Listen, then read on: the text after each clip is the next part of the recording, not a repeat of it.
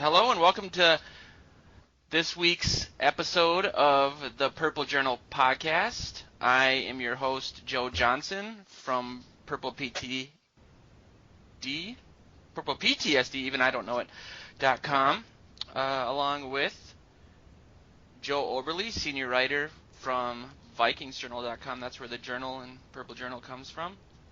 And Luke Braun, writer for PurplePTSD.com. How are you guys doing?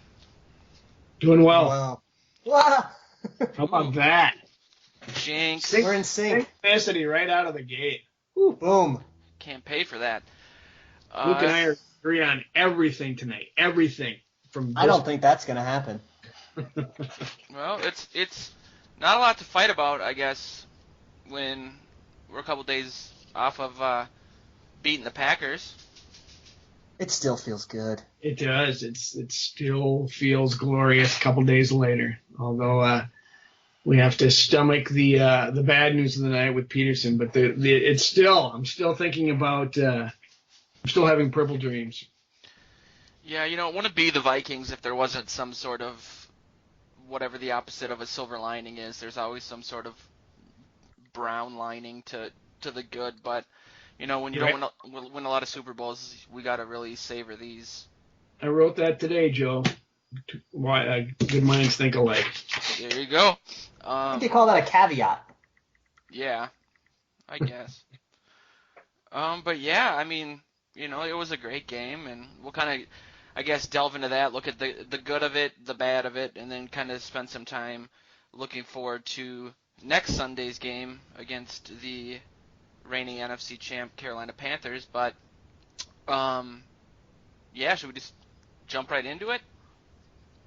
Yeah, it was great. It was great being there. The stadium was rocking. It was it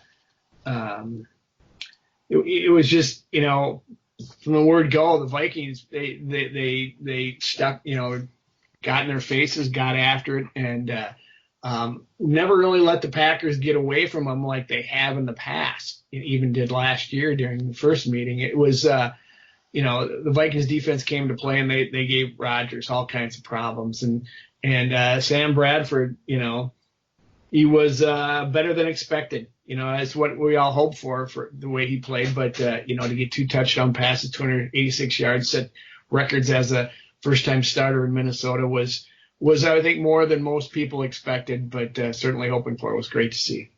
Yeah, didn't it just feel like as they were driving on that last drive, didn't it just feel like, all right, here we go, we're going to go get beat by Aaron Rodgers in the last minute, and Trey Waynes comes up with the interception, and it's like the last guy you would ever expect because people don't redeem themselves in Minnesota.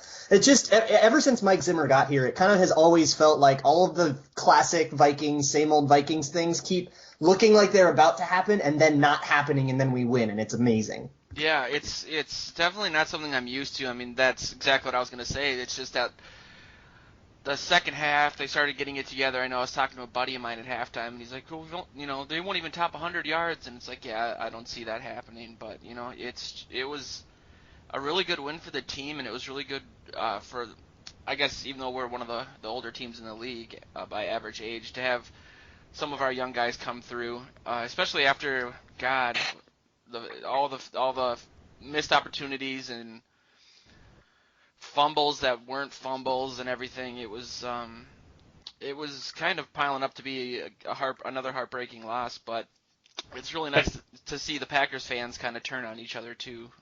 That redemption for Trey Waynes was something else. The play before that, I'm turning to the guy next to me in the press box and say, when they went over towards Newman, a pass over to the right sidelines to a Newman side, and I'm thinking, why are they not going at Waynes? They're going to come back there because he's been struggling on and off. And sure enough, the next play, Rodgers singles him out and goes after him, and he comes through with this incredible play that just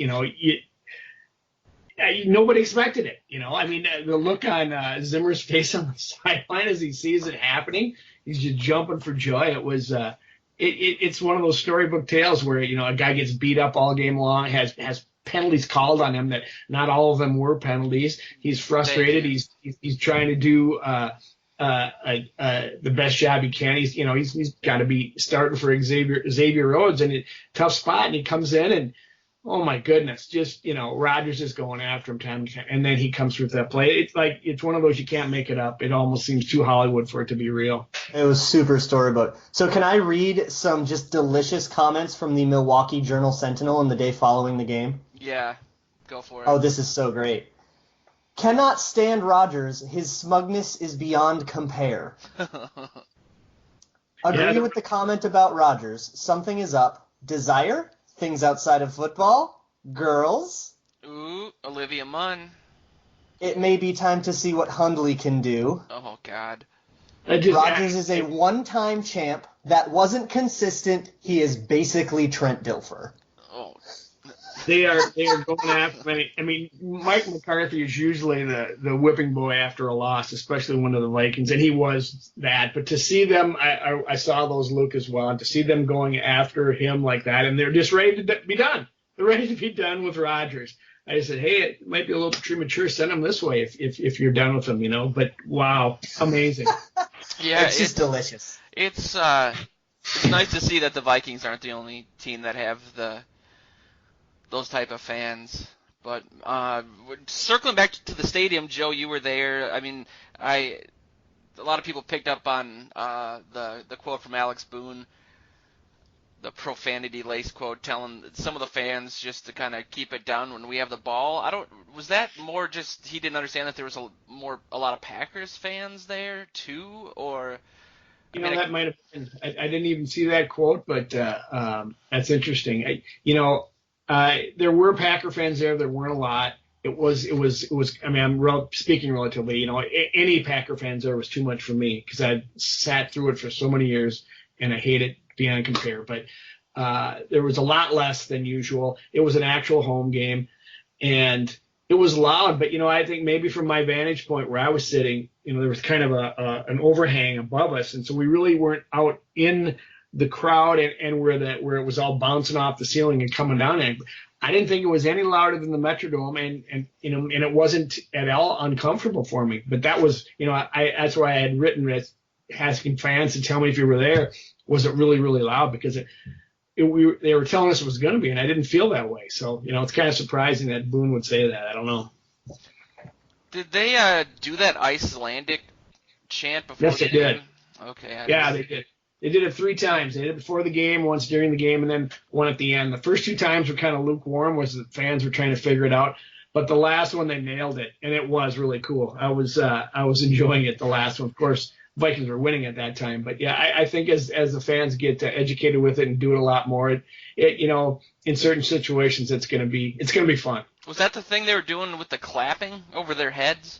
Yes. Yeah. Okay. Yeah. They beat a drum and then they clap and they say "Skol" afterwards. I mean, you can they had been promoting it online. Where it originally come from, some soccer team. I'm not sure where. And theirs is really cool. I mean, but I think it's only going to get better. I certainly prefer it to the Wave, so it was great to see. Cool. Yeah, my mom was asking when they were going to start the Islamic chant at the stadium, and I thought I don't know if that's going to go over too well right now, but yeah, I mean, we can't talk about the game without really looking at what Bradford did. Obviously, we'll get into Peterson and his injury a little bit more, but coming in to that atmosphere, that climate, the pressure, and then having Peterson go down, I mean, what a great way to introduce yourself to the fan base. Yeah, I think there's no real better way to win over the entire state of Minnesota than beating the Packers in prime time. Everybody immediately will love Sam now, and he has a 4-game leash. He could be terrible, and we'll still love him. I do think that there were some hiccups still. It was overall obviously a very good game, but there were some times where it was clear that he wasn't quite on the same page with Rudolph. The timing was definitely off. There were some times when he didn't quite have the pocket presence. He took a couple sacks he probably didn't have to take. And that is all going to come with time when he's just going to be processing a lot less. It'll feel a lot natural. And I think, maybe the most exciting thing about Sam Bradford's performance is that this is probably the hardest it's ever going to be for Sam Bradford on the Vikings. as he learns the playbook and as he gets more comfortable in the offense, it'll only get better from here.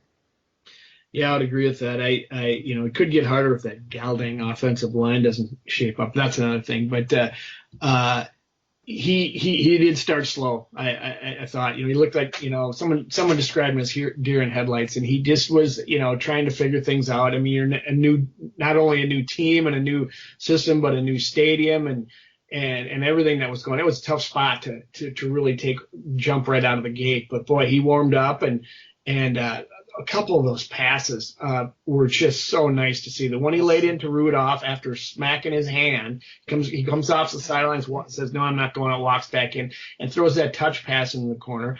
The long one to Diggs and in the middle, which was more of a great play by Diggs, but still a nice pass by Bradford. And then the one in the end zone, put it only where Diggs could reach it. I was blown away by that, just because we haven't seen a lot of that for so long. And I agree with you, Luke. It's only going to get better as he gets more comfortable with the offense and they get more comfortable with him. That you brought up the Kyle Rudolph plays. He had one of those with Sean Hill too. I guess it's just a matter of getting your timing down and understanding where each other is going to turn, how quick it's coming out, and they're getting the ball a little quicker from Bradford than they have from the other two because of his arm strength. So yeah, it was fun to see, and I'm excited for next Sunday already.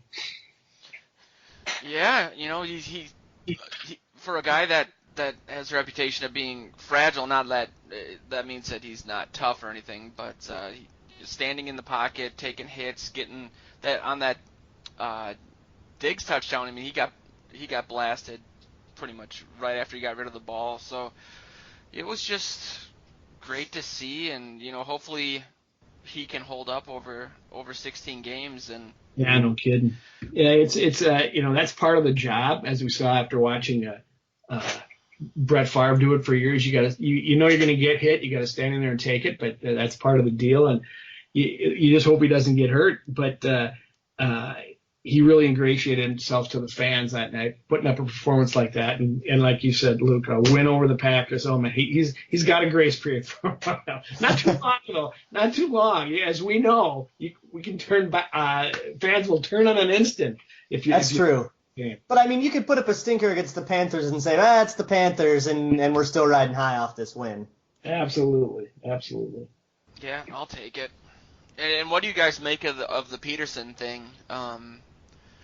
Obviously, we know now that it's a torn meniscus, and that type of injury can really be a little wonky and have a pretty big range from, some people come back right away, some people take months. So what do you guys make of it, especially when as it comes to the offense? I've read that some people think that this could actually help the offense, not being so one-dimensional and just running between the tackles all the time. But what do you think about that, Luke? I think, the idea of taking Peterson entirely out of the offense and then having that help, I think, is a little bit ridiculous. Yeah. I mean, and it's not even based on his ability because, some people would say that he kind of looked like he was getting a little washed up. He wasn't really hitting holes. He was not really showing that same kind of physicality he always showed. And he's always been bad at pass blocking and pass catching. But it's more about the way that defenses react and prepare for him. We're not going to see these 8-9 man boxes for like Matt Asiata. They're not going to stack up for that kind of thing. And, part of the reason that Stephon Diggs was able to just explode last night is because he was up on single coverage like every single play. And was able to, run a good route and get it open. And now suddenly you're Carolina and you're saying, all right, well, if we can stop this guy, we should be good to go. Because, all right, beat me, Adam Thielen. No, you're exactly right. It's I don't think people realize that how when with Peterson out, the defense changes, their focus changes. They fall back into more max coverage back there. They're gonna double up on the Vikings star receiver who's leading the league in yardage right now, and they're gonna take him out of the game. And so it is gonna maybe open some things up for the line to maybe open a hole for a running back and or get McKinnon out in the flat or something. But I think Peterson's problem is he can't break through 8-9 man defenses on his own anymore. where sometimes he was making some of those holes himself. Now he just might not be able to do that anymore. And this line isn't yet helping him out. There's nothing for him. He's dancing because he sees nothing. And I think 9 times out of 10, I think you got to have him in there. You've got to, Bradford's the kind of quarterback that can eat up, with play action, against a defense like that. And so I hope he's back quickly. I have had 4 arthroscopic knee surgeries for cartilage myself, and I'm not a doctor, and I don't play one on TV, but I have been a patient several times. And, granted, I had mine way back in the days when they were just starting out with arthroscopic surgery. And you don't just bounce back from him. I thought it was kind of laughable. People are saying he'll be back and he'll be playing against the Panthers this week. It all depends on how bad the tear is. They're not telling us. If it's torn to such a degree that they can sew it back together and save the cartilage, that's great, but that's a long-term healing process. If it's just a little tear, or bucket tear, they'll trim it off and smooth off the cartilage and then let him go. But he's got to do some rehab before he gets back on the field too. That maybe is only a couple weeks at the most. Maybe with Peterson, not that much. I don't know. But the thought that he's going to bounce right back from this is kind of crazy. And I'll agree with you, Luke. I think it's ridiculous that we're better off with him out of there. It just if that's the case, then trade him for a first rounder and get that first rounder back that we gave up for Bradford. What the hell? So. Yeah. I do think it'll be really interesting to see what Norv Turner does because I actually think he's done a really good job of adapting to all of the circumstances and losing Teddy, having a new quarterback. It kind of looks like a different offense. And that's awesome, but it's kind of interesting. We've got a strong-arm quarterback and a shifty, kind of versatile running back. But it kind of sounds like a certain 2016 Norv Turner might have had something to do with. Oh, I got to stop here a second, Joe. I'm getting a little woozy. I thought I heard a positive comment about Norv Turner. Did I really hear that? Oh, I'm a huge Norv Turner apologist. Hey, I am with you, Luke. I wouldn't call myself an apologist, but I think this guy gets ripped and railed on so much. And I don't profess enough to know that much about offensive schematics for an NFL team. I kind of defer to these guys who've been doing it for how many years, and I'm just not that way. I'm glad to hear you say that. That's a great point. He has adjusted well. He has not exactly had set off and set up. I mean, they're climbing over obstacles every week. So good on you. Yeah, I also think the offensive line. With how much they've been struggling, it's just so hard to scheme around that because there's really no play in the playbook for you get your ass kicked every time. Yeah, that's a really good. I mean, what do you think?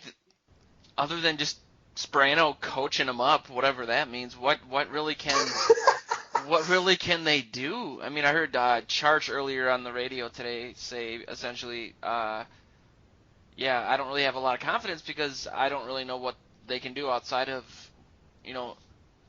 make another trade, which obviously they don't want to do and they're not going to do.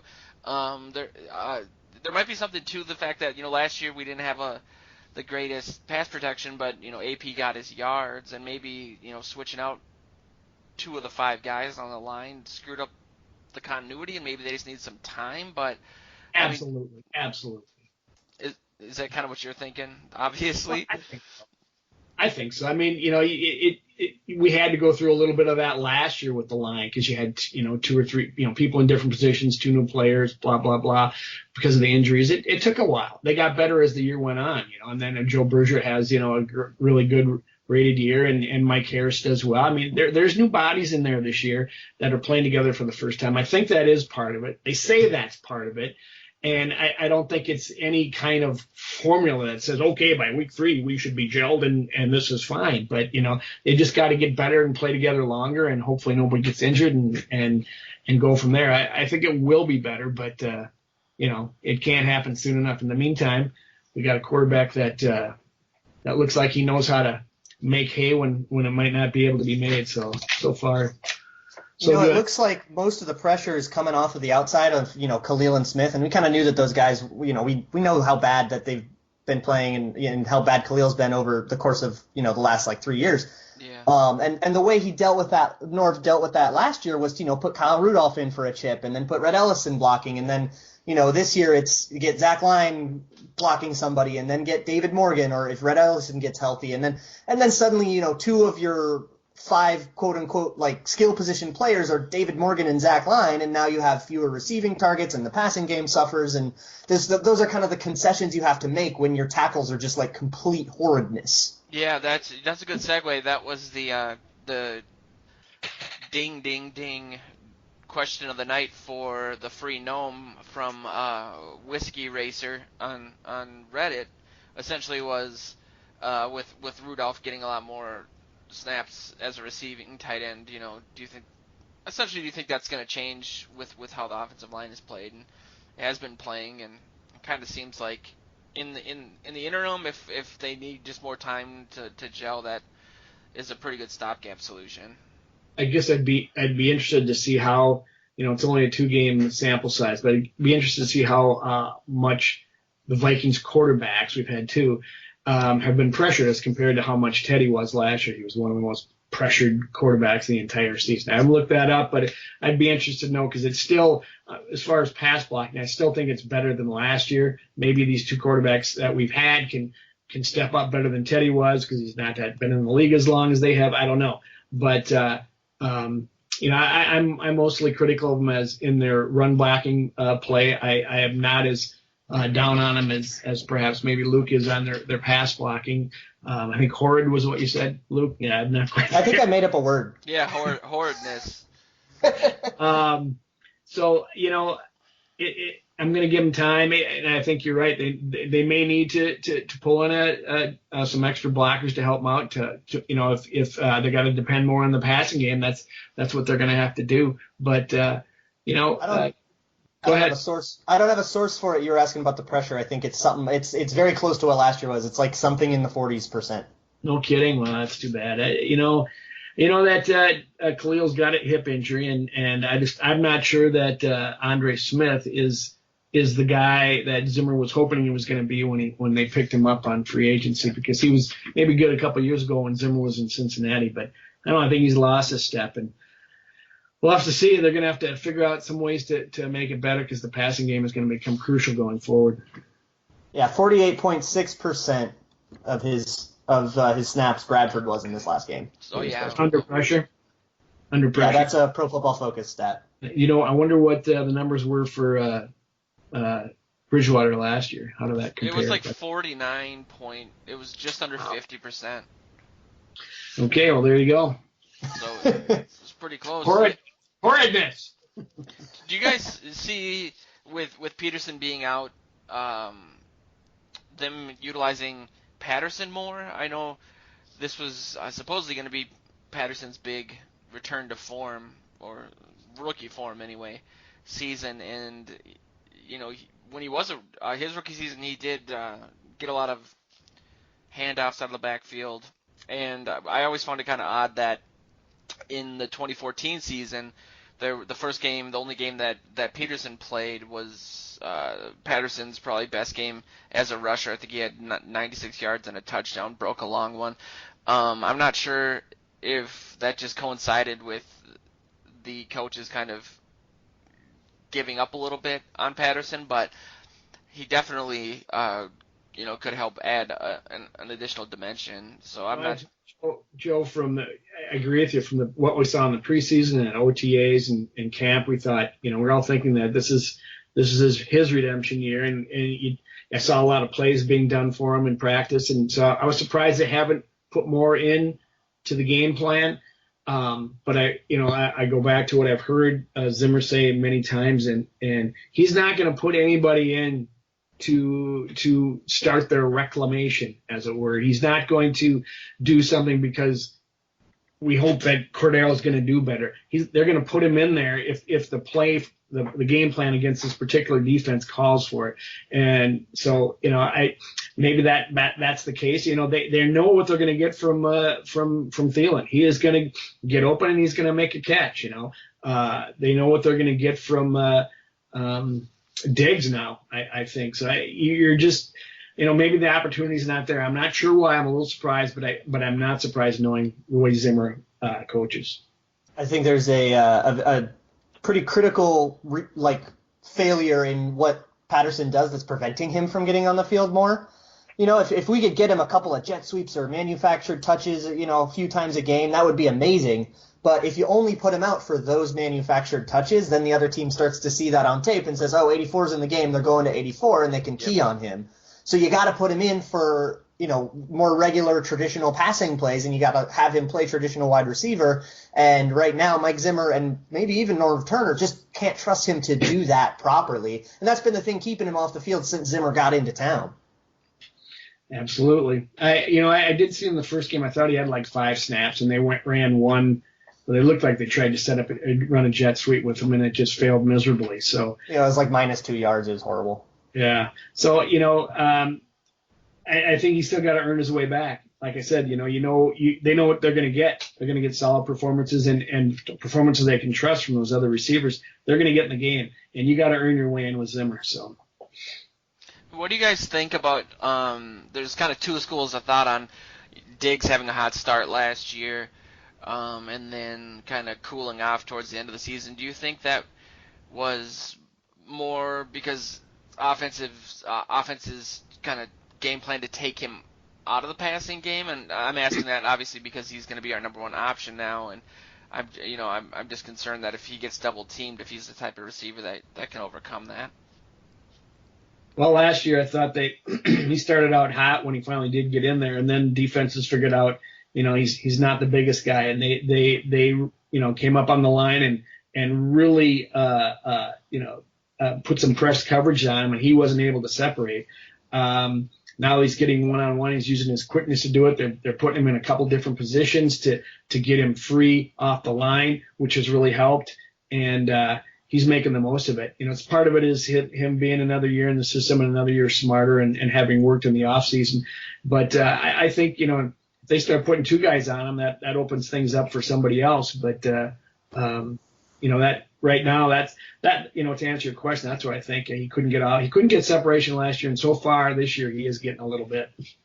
Yeah, I'd have to go and look at the actual all 22 tape and see how he's been doing against press. Because like you said, Joe, it's been, they've just come and jam him on the line of scrimmage, and he really struggled against that last year. Yeah.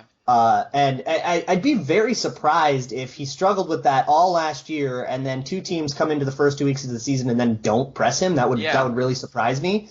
Absolutely. So I'm inclined to think that maybe he's improved against the press, and if that's true, then you just got to start double teaming him, and now we've got a guy that's sucking up double teams all day, and maybe that does help.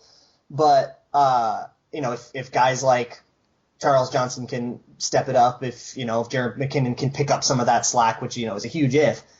But if it's if they were just playing him off and he was able to beat him with routes for these first couple of weeks, then then there is something that you can kind of put in your game plan to take him out of the game, and then we start seeing the same struggles we saw toward the back end of last year. Yeah, and if opposing teams really just want to get him out of the game, all they have to do is tackle Peterson in front of the Vikings sideline twice, and get an unsportsmanlike, 2 unsportsmanlike. I don't know if you noticed that at the game, Joe, but he ran onto the field without his helmet to protect Peterson for some reason. I did. I heard that later. I didn't see it as it happened. I was wondering what the heck was going on. There's a lot of chaos. But, I like the teammate support, but, you got to keep your cool, buddy. You can't do that to your team in a game like this. And even after the game you had 15 yards in a crucial spot, I'm sure Zimmer talked to him. For sure. Yeah, that was a boneheaded move. But I do love that, in the post-game interview, he's the first thing he was like, oh, yeah, sorry, I messed that one thing up. You just carried the entire team to a win over the division rival. And you're like, oh, yeah, sorry for that other one thing. Yeah, he's a good guy. That's Stephon being who he knows that he carried the team. He knows how good he is. He's not my impression of him is he's a smart cookie in the locker room. He's not going to give you too much that'll get him in trouble, and he's going to be engaging, but he knows exactly what he's doing. And when he said that, Luke, I think he knew exactly what he's doing. He goes, yeah, I messed that one up, but he's waiting for us to fill in the blank and say, yeah, oh my God, and so yeah, happy to oblige. Yes. Stephon knows what he's doing. I just don't want him to turn into a diva. That's my biggest fear about him, because he is out there with the first down signal, and he has a couple times, been on the border of getting other penalties for celebrations or whatever, and he's very very emotional. He seems like he's on the edge, and I don't want him to go to that dark side, so that because that's the thing that's going to get Zimmer just pissed as heck at you. Yeah, and with Zimmer there, I can't, there's, you don't know if the players respect him as much as they do fear him in a way, but, I could go without seeing him literally do a digging motion. That's probably one of the lamest touchdown celebrations of all time. I disagree with you so strongly. I love it. Did Sidney Rice mime planting rice? I would also love that. That would be phenomenal. I can make money doing this. But yeah, I liked it. I actually liked it. I don't like a lot of that. I'm pretty old school because I'm old, and but I smiled when I saw it. I said, okay, that's original. That's not bad, and it's not in anybody's face. And I said, what's he doing, digging the Packers' grave? Well, I think he was. So I kind of liked it. It works on multiple levels. Absolutely. And speaking of, good segue anyway with the Packers' grave into this Sunday's game against the Panthers. I think that before we kind of hop into that, I think Joe mentioned off air that the Vikings are one of the 3 teams in the NFC that are 2-0. Yep. The Giants and the Philadelphia Eagles are the other 2 in the NFC least. So, the Vikings have a leg up on a couple of their division-winning opponents from last year. One up on the Cardinals, one up on the Panthers, which is nice. And I think those things will even out in the NFC East. So, it's a big game for them this Sunday as a result, just schedule-wise. That has to be some sort of record for the amount of teams, the least amount of undefeated teams this far into the season. Yeah, there's a few in the AFC. I think the Patriots. There's 8 undefeated teams, I believe. Total? I believe so. Okay. I don't know. Maybe I'll be wrong, and maybe somebody will tweet me something mean. I don't know. You taking off on a jet plane out there, Luke?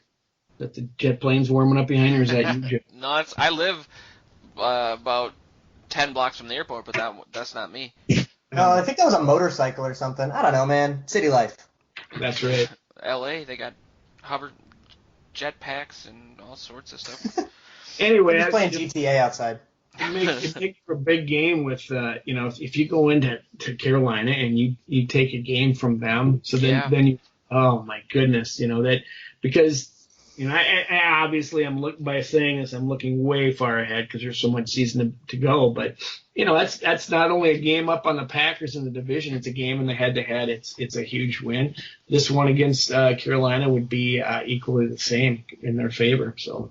I mean, the biggest part about beating the Panthers, were we to beat the Panthers, I think it's the same reason this last game was such a huge win. It's because it's a game that we really didn't expect to win. When you're looking at the season and you're saying, we're going to go 10-6, we're going to go this record, that record. You're not chalking up at the Panthers as a win. And if you can sneak that one, suddenly your path to the playoffs gets a whole lot easier. And, path to home field advantage even, kind of going into what Joe said, but I don't know if, I didn't see the game this past Sunday, the Panthers game, but I did watch did you guys catch the Broncos-Panthers game?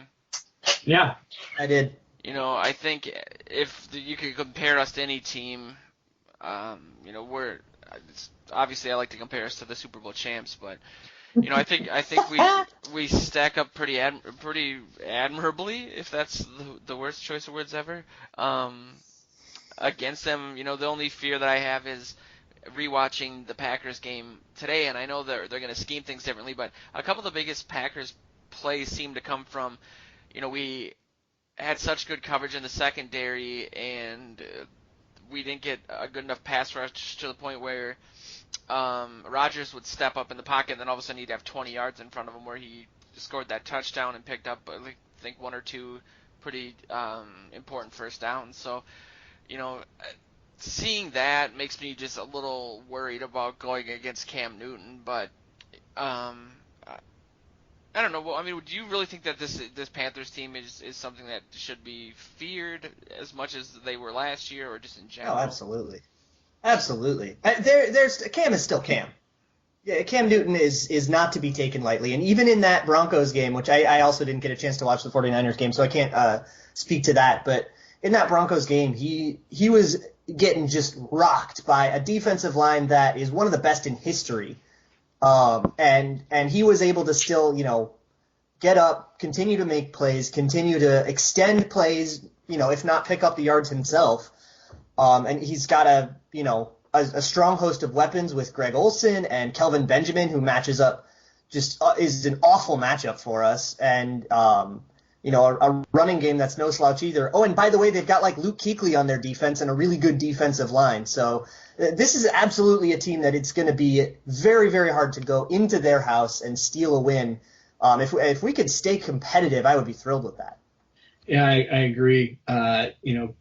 Cam Newton, the sheer size of the guy, I don't think there's many on the Vikings defense that can match up with him past the front line. He's just a big dude, and tackling him is going to be like tackling Eddie Lacy. It's no fun. It's difficult to do on your own, and it's going to be a challenge. And you make a good point, Joe, as far as him, Aaron Rodgers sneaking out. If Newton is going to be looking for those opportunities.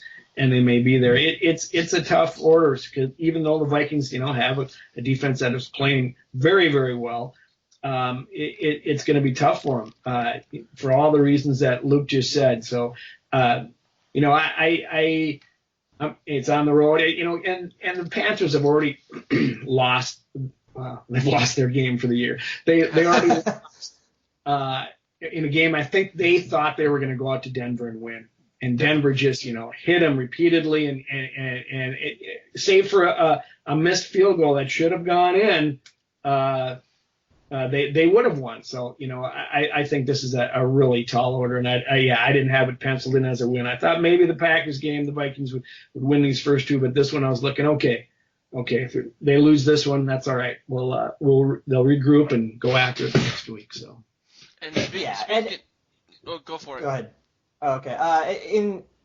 In light of, talking about like circling losses and stuff, I think everybody looking at the 16-game schedule went, oh my God, at Carolina? Yeah, no way. That's the hardest game on the schedule. When's the last time sure. they've even lost? Did they lose at home at all last year?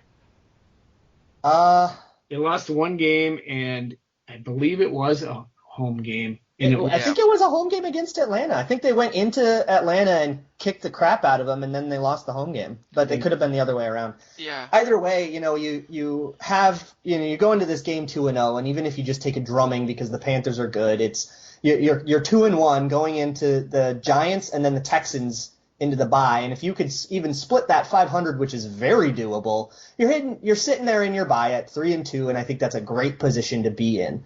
So, this is a game where I think it's going to be a really big stage, two big time teams that are kind of challenging and testing one another. And I think if you can just show that, we're a for real team and it's not that the Packers are washed up and the Titans are bad, it's that we're good, I think that would be huge. It's going to come down to scheme. I mean, Zimmer's going to, he kind of said it earlier in the week that, it was tough scheming for Rodgers. He goes, now I have to do it again for Cam Newton. And that's what it's going to come down to, because I don't know that the Vikings have them, man-to-man are a better team than them. So they're going to have to, play smart. The plan's going to have to be good, and they're going to have to score some points on offense because the defense is not going to hold down Cam Newton like they held down Aaron Rodgers. And by the way, have you guys seen, we talked a little bit earlier about the loathing over Aaron Rodgers, but the whole offense, there's writing stories that, this offense and this passing offense of the Packers doesn't work anymore. It's like, wow, the sky is falling after the second game of the season and one loss. Gotta love it. Just had to bring that up again. Oh, it's beautiful. Oh, speaking of quick asides back to the Packers game, can we talk really quick about how I love how on that 4th and 1 play from the shotgun, they couldn't bring Eddie Lacy in, and I'm pretty sure it's because he was fat and tired. Yeah, he didn't look any thinner to me. I was expecting, the end of that Stephen King movie, but he looked just as big as he ever has. So, and that's another really big positive draw away from the first 2 games of the season is that our rush defense obviously has looked pretty stout. I think 50 yards for Lacey, and then a combined 46 for the Titans running backs. And going into the Panthers game with Jonathan Stewart not playing, that could be something that's important for us. We should remember that the Panthers were 15-1 last year, and then they were 2-1 in the playoffs. They've lost 2 games. The only game previous to that one loss last year was a loss to the Vikings so, the Vikings will have confidence in that. They know they can play with them, but like I say, I think it comes to scheme, and they got to shut them down. They got to, you mentioned about Benjamin, Kelvin Benjamin. He's a nightmare for us. I guess with the Xavier Rhodes out, I guess I'd have to agree with you. I don't know if we have the manpower back there to shut him down. So that's going to be a challenge as well. Is Rhodes out for sure? We don't know, but he's not back yet. And, first game back after sitting out for 3 weeks or whatever it is, you never know what you're going to get with any player, actually. Yeah, I kind of explained my loose affiliation with Trey Waynes on the episode last week, and it was like watching the game, of course, Chris Collinsworth is actually literally saying that he's panicking on the field just because. Of course, I said that I'm gonna defend him to the grave, but I can't. I mean, it's like we talked about last week. It seems to be a really big mental thing with him, and he's clearly the weak link in the chain right now when it comes to the defense. And so, against he got the hosed Panthers, on a couple calls though, Joe. He got hosed. Yeah. I was feeling the same way. I was kind of down on him early, and I knew they were going to pick on him, and he was struggling a bit. He was playing off, and they were catching balls in front of him, and blah blah blah. I said, "Wow, this is not good." And then they start, he starts playing a little tighter, and they start throwing the flag at him, and some of them were for ticky-tack calls, and some of them that shouldn't even have been calls. And I thought, man, you got to give this kid a break as much as you're going to give poor old crippled Jordy Nelson a break. So when he made the final play, it made me feel a little bit better about his performance. I'm not over the top about it. I'm not, waving pom-poms. I was nice to see that he could make a big play at a big spot and basically, seal the victory. And that's a huge deal. It's going to build his confidence. So maybe it help him get over that mental thing, but he's still not there where we all probably hope and wish he would have been by this time, and he will be. So we'll see. One interesting thing to note about that interception was there was a play earlier in the game where he had, I think it was Jordy Nelson, and he just went all in on this pass breakup and whiffed on it, and Jordy Nelson caught it and was able to turn upfield for 15 more yards. And it looked like it was about the same depth on the same side of the field where he got that interception. And I think that comes down to coaching. You're having a bad game. I actually don't really agree with the calls being too ticky-tacky. I think, there were arm bars in there. There was contact before the ball. Some of them might have been a little bit of lighter calls, but it's not like they weren't fouls. And it's a rough game. And you go to Zimmer, and Zimmer says, hey, keep at it, keep aggressive, and keep taking chances. And then sure enough, Trey Waynes takes one, and it pays off. So I think, like you said, coming down to scheme and coming down to coaching, I think if there's anybody I'm going to trust in this Carolina game, it's got to be Mike Zimmer, right? Yeah.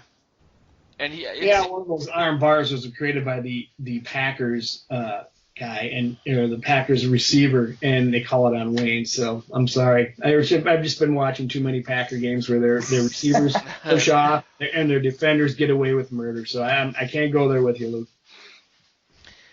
And there was was it before the half? I think Mackenzie Alexander kind of got put in there to. I don't know if it was because Waynes was tired or if it was kind of a mini benching or what have you. But definitely when it comes to the Panthers, I think they have 2 6'5" receivers. I think we need all the length that we can get on defense, and McKenzie came in for Newman at a certain point, too. I think it might have been a rotational thing, or it might have been hey, Matt, go in real quick. I got to chew Trey Waynes out for all these flags. Yeah, I think Zimmer kind of said that after the game, that it was just rotational. I mean, he's trying to work him in. He knows how good McKenzie can be. He knows that he's an aggressive player, and maybe that that's gonna push Waynes as well. But yeah, he basically, when he was asked about it, he just kind of said, yeah, no, you got to give these guys a break when they're in that many plays if you want them to be effective. Makes perfect sense.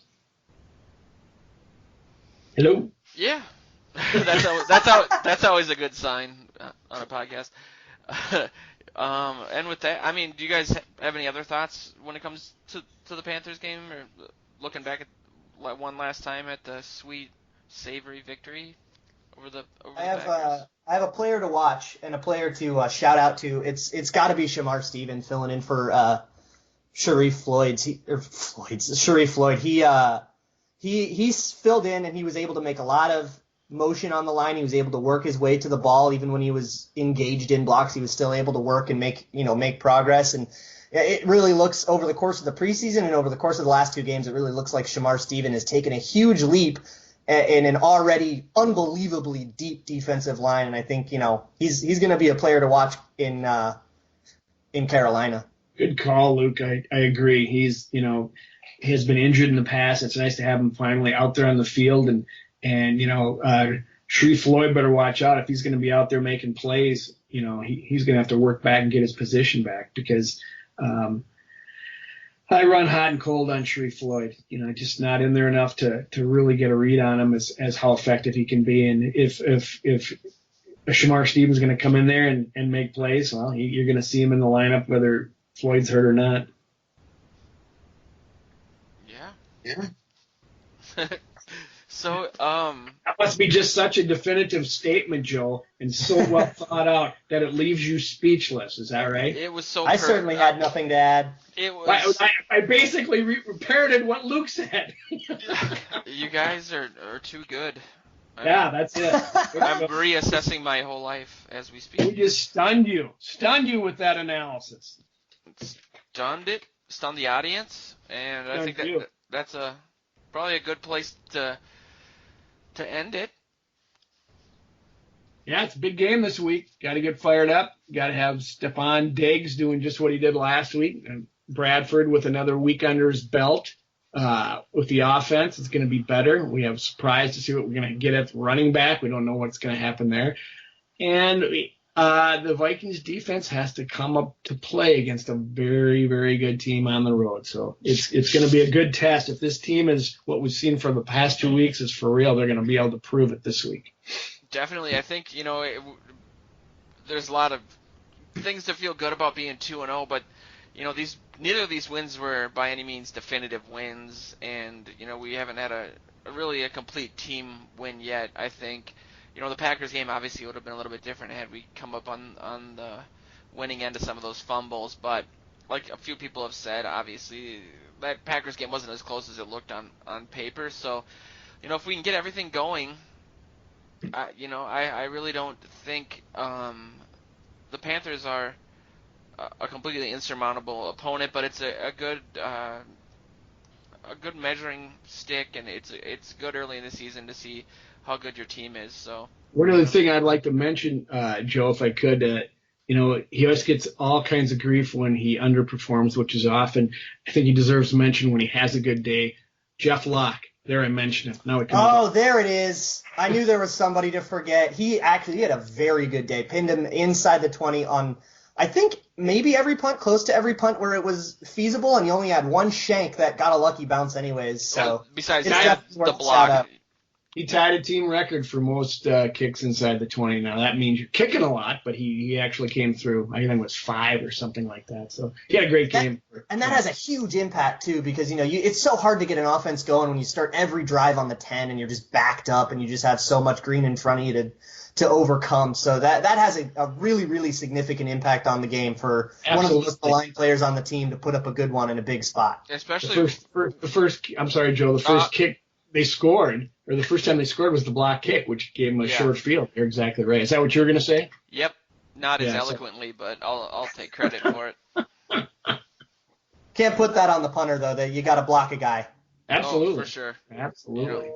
But yeah, I mean, with that, I think we're gonna call it quits for the night. But definitely everybody make sure to check in every Tuesday night around this time, Wednesday morning, depending on how lazy I am to kind of check in on the show. But other than that, any last thoughts, fellas? Second last thoughts? I'm good. No, good. I'm looking forward to the next game. It's been great theater thus far, and the Vikings always are. So we'll have some more on Sunday. All right, Skol. Skol.